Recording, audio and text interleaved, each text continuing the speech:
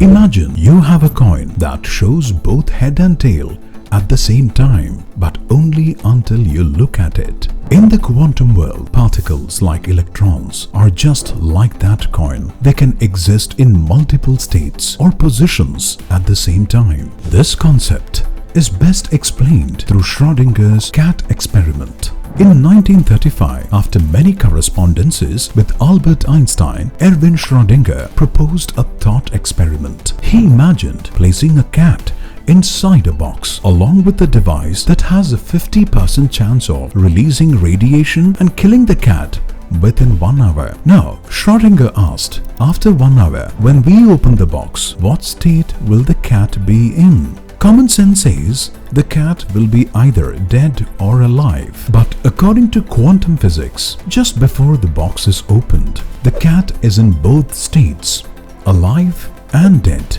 simultaneously. Only when the box is opened does the cat collapse into one definite state, alive or dead. Until then, it exists in a state of probability. As strange and puzzling as this may sound, Schrodinger's cat is a reflection of the reality at the quantum level. Inside an atom, the electron isn't a small particle revolving like a planet, but is spread out like a wave. And when another atom comes close, the electron doesn't stay bound to one of them, but spreads out over both atoms. If even more atoms are brought close, the electron spreads across all of them. In other words, at the same time, it is present in multiple atoms. If quantum particles like electrons weren't able to exist in multiple states at once, then the device you're using to watch this video wouldn't work.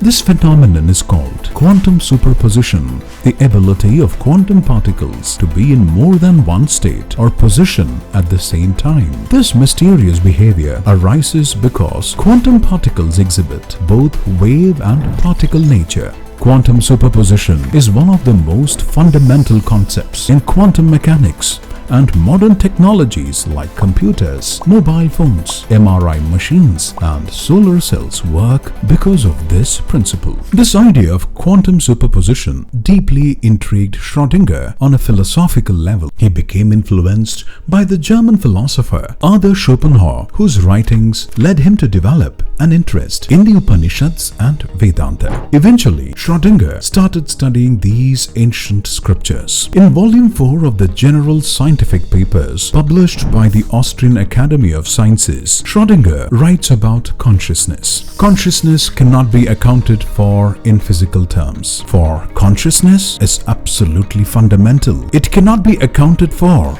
in terms of anything else. This means consciousness is a fundamental entity. It cannot be produced by anything physical, nor can it be defined in physical terms. Consciousness is eternal. This proposal is entirely aligned with the Vedic worldview. Consciousness is a symptom of the soul. It comes from the soul and reflects its presence. Just as energy or the soul cannot be created or destroyed, consciousness also cannot be created or destroyed. Schrodinger further extrapolates the idea of quantum superposition to consciousness. In his book, My View of the World, Chapter 4, he expresses that there exists both individual consciousness and a common universal consciousness. This idea is echoed in the 2nd and 3rd verses of the 13th chapter of the Bhagavad Gita, where the body is described as a field, kshetra, and the individual soul, which knows this field, is the knower, kshetrajna, individual consciousness. Krishna, or God, is the supreme knower of all fields, universal consciousness. Since childhood, we have heard the saying, God is present in every atom. Schrodinger connects this to quantum superposition. If a small electron can exist in many places at once, then why can't God be present everywhere at the same time? In this way, quantum superposition provides a scientific basis for understanding God's omnipresence. Schrodinger's insights confirm what Scottish physicist Lord Kelvin once said: "If you study science deep enough and long enough, it will force you to believe in God."